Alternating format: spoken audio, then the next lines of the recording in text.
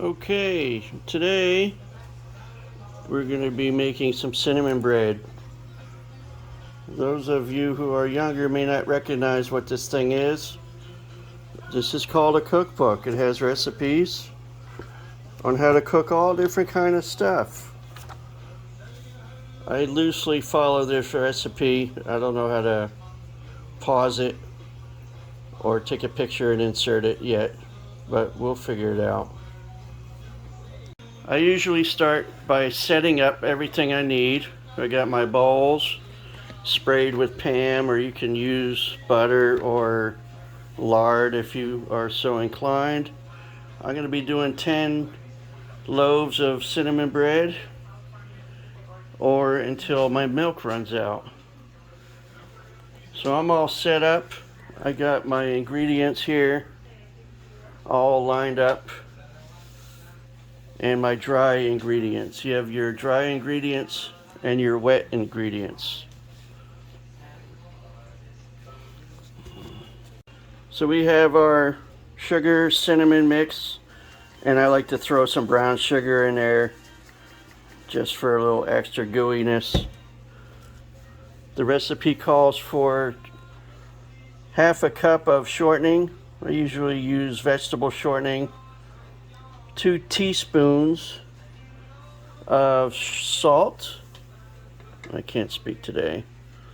Half a cup of sugar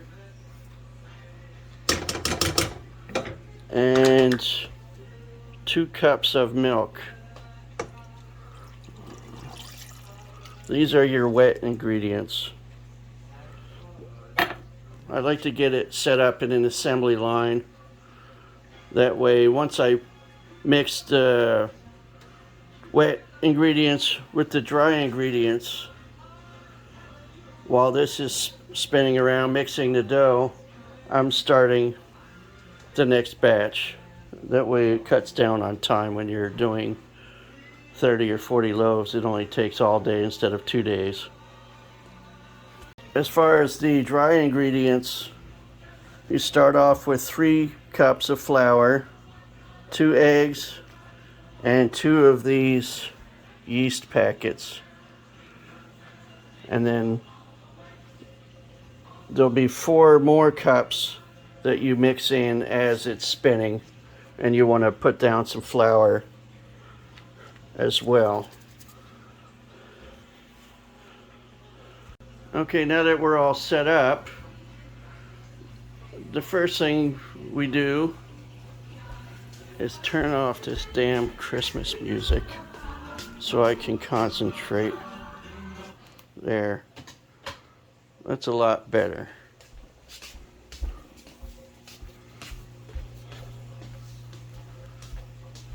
So you turn the stove on. I usually leave it on low. It's always good to have a digital thermometer. And you mix all the ingredients.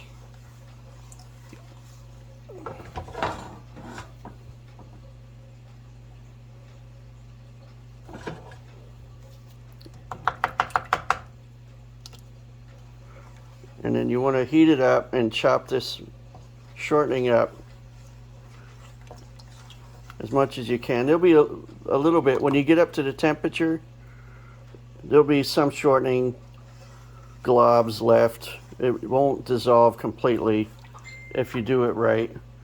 You're supposed to heat it up between 115 and 125, I believe it was. Let me look at the book. The book's put away.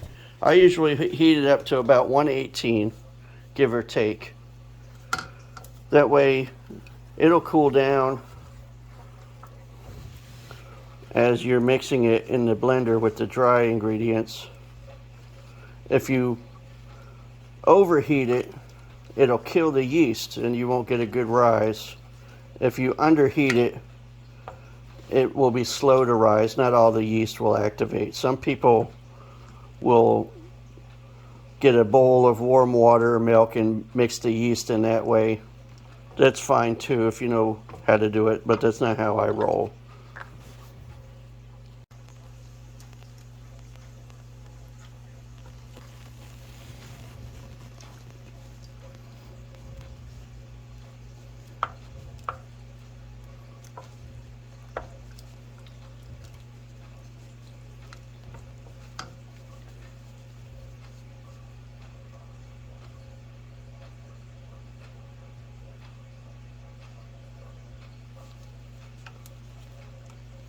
I really need to invent a spoon that has a thermometer built in with some kind of digital display.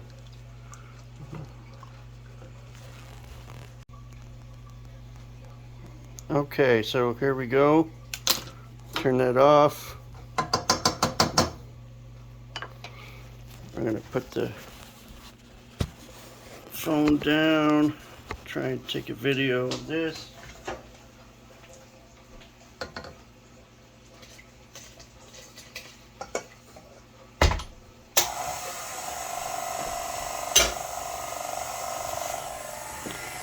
I usually start off slow for a little bit, that way it's not splashing all that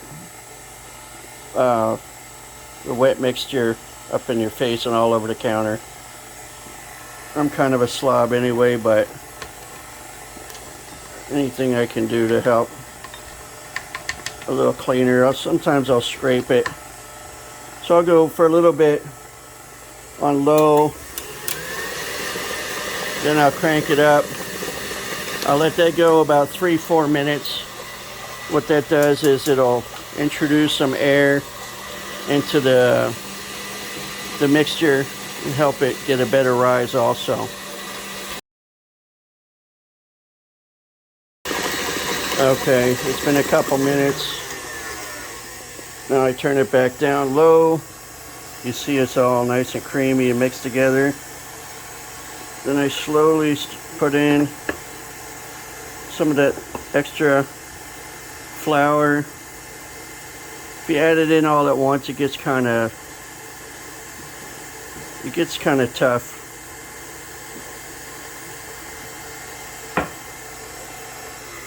And all these measurements are pretty approximate. The book says seven cups total, but you end up putting more or less depending on how sticky the dough is.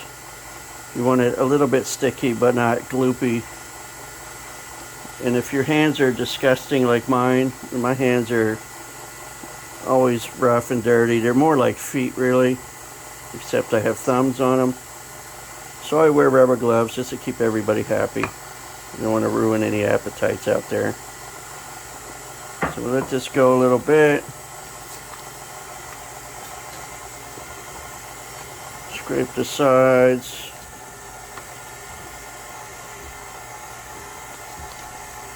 You can tell also when it's time to pull, because the mixer will start having a rough time.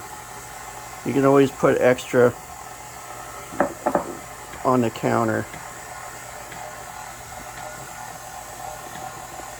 Okay, that's looking pretty good there.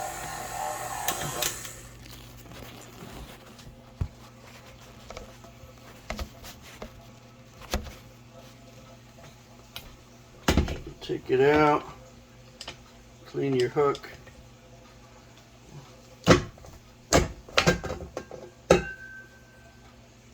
Then you pour the dough out. I'm making more, so I'm going to just leave that here.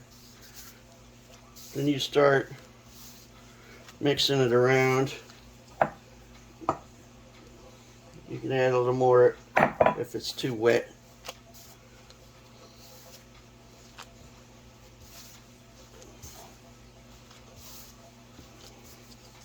Everybody's got their own technique on how to do this. After the first 1,000 loaves, it gets easier and you'll develop your own technique.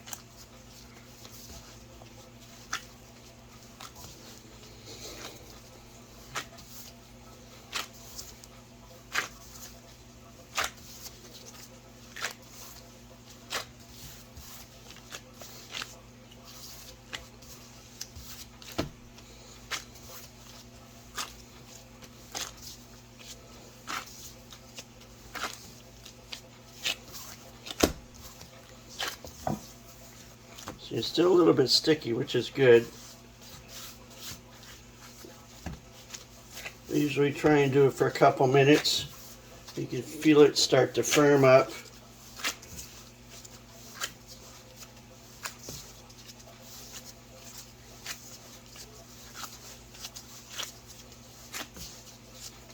And make a little ball, and then you push on it. If it springs back,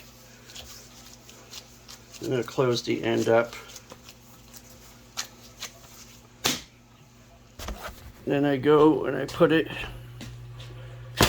down in one of the bowls, or the wife was cooking earlier. That's the spray Pam stuff that we put on there. So that's the first batch, and it's a batch of 2, so that'll cook 2 loaves. And I set the timer for an hour. So we let it sit for an hour. Usually they say a dark, cool place. I usually just cover it up and just wait, and then I'll do the rest, and you'll see the results later. Okay, so after about an hour, your dough will rise up, and then you punch it down and turn it out.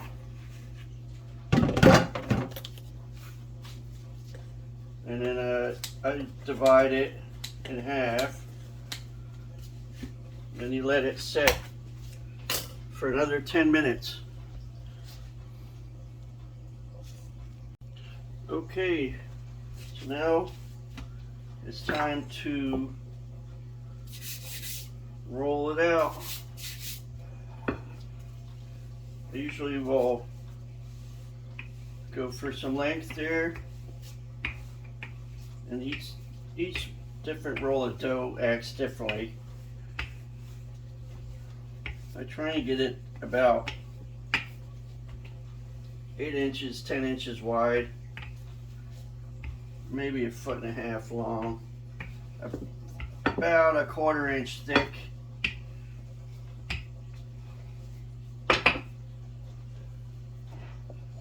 And then I'll wet it down.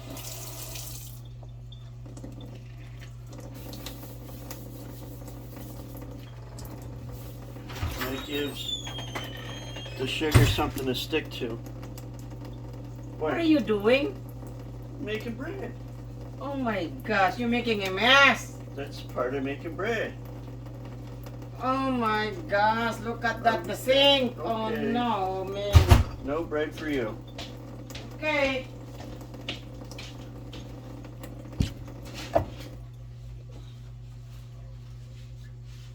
You can put as much sugar on as you want. If you put too much, the center of it tends to fall down, but it gets extra gooey when you add a lot of sugar. If you ever go to Cinnabon and watch them make the Cinnabons, it's kind of the same thing. I kind of pull it tight and roll it up. And then the last step, sometimes I'll put a little water on here to help seal it. And then into the bread pan it goes.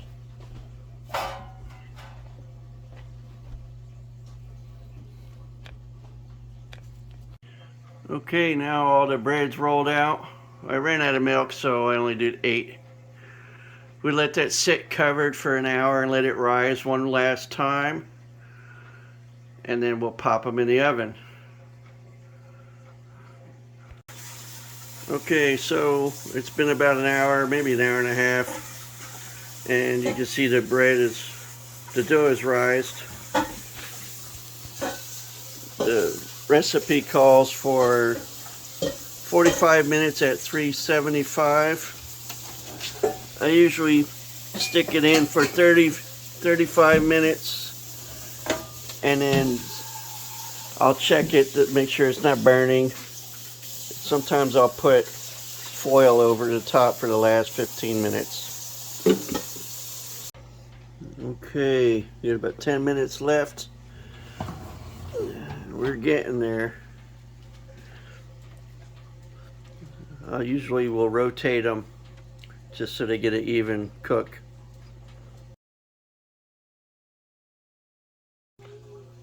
Okay, first batch is done.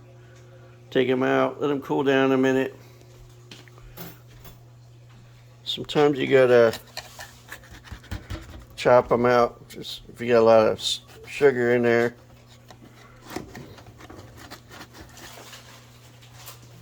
Then you gotta pour it out of the pan.